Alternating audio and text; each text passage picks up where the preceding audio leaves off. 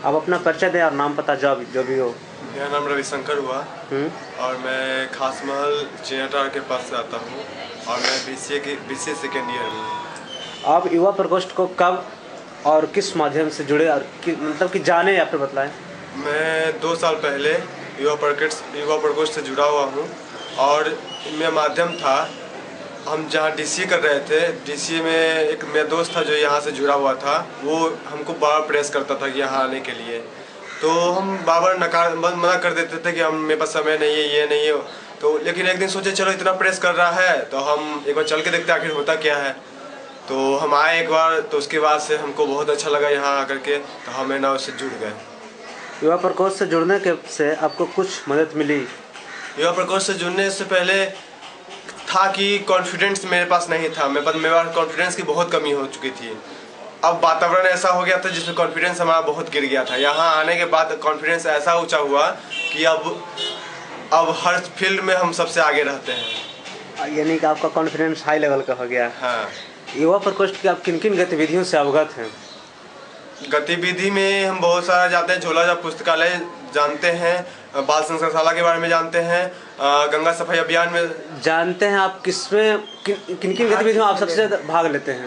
भाग लेते हैं हम बाल संस्कारशाला में सबसे ज़्यादा समय अपना देते हैं, और जो ऐसे जो गंगा सफाई में जाता है तो समय हम सब में भाग लेते हैं। तो आप किस गतिविधि से सबसे, आप जो इतनी आपने गतिविधि बतलाई, बाल संस्कारशाला, झोला पुस्तकालय, गंगा सफाई अभियान, तो आप इन सारी गतिविधियों में सबसे ज़्यादा किसको पसंद करते हैं? सबसे ज़्यादा हम बाल संस्कारशाला को पसंद करते हैं। क्यों आप बाल संस्कारशाला को ज़्यादा क्यों पसंद करते हैं? क्योंकि उसमें ये होता है कि हम बच्चे को पढ़ाते हुए भी और बच्चे से जो अच्छी शिक्षा ले सकते हैं वो भी हम लेते हैं। यानी कि आप सीखते भी हैं और सिखाते भी हैं। चलिए, क्या आप इनमें जो आपने अभी गतिविधि बतलाई, बाल संस्कारशाला, झोला पुस्तकालय, इन गतिविधियों में आप समय दान कब और कैसे मतलब कि करते हैं? हम प्रतिदिन शाम में 3:30 से 5:30 बाल संस्कारशाला में समय देते हैं। कहाँ का बाल संस्कारशाला? पूर्वी रामकृष्ण नगर बाल संस्कारशाला। बतलाएं कि वर्तमान में एक युवा संगठन होना चाहिए, जैसे कि एक अपना युवा संगठन है प्रज्ञा युवा प्रकोष्ठ, तो बतलाएं कि क्या ज़रूरत है पूरे भारत को एक युवा प्रकोष्ठ की? ऐसा ही एक युवा प्रकोष्ठ हो पूरे भारत में। युवा प्रकोष्ठ की ज़रूरत इसलिए है क्योंकि इसमें हमारे ऐसे युवा हैं जो एक सही दिशा दिखला सकते हैं पूरे भारत को कि आप ऐसे युवा होना कैसा चाहिए। जैसे कि अभी हाल ही एक दिन पहले एक एडिटोरियल आया हुआ था कि पूरे भारत को एक दर्जन नीतीश चाहिए। जिस तरह से उसने बिहार को विकास किया, तो वैसा ही ये सवाल है, बतलाएं कि जैसा हमारा एक युवा प्रकोष्ठ है तो वो भारत में किस तरह से कैसा होना चाहिए, इसका एक मोटो।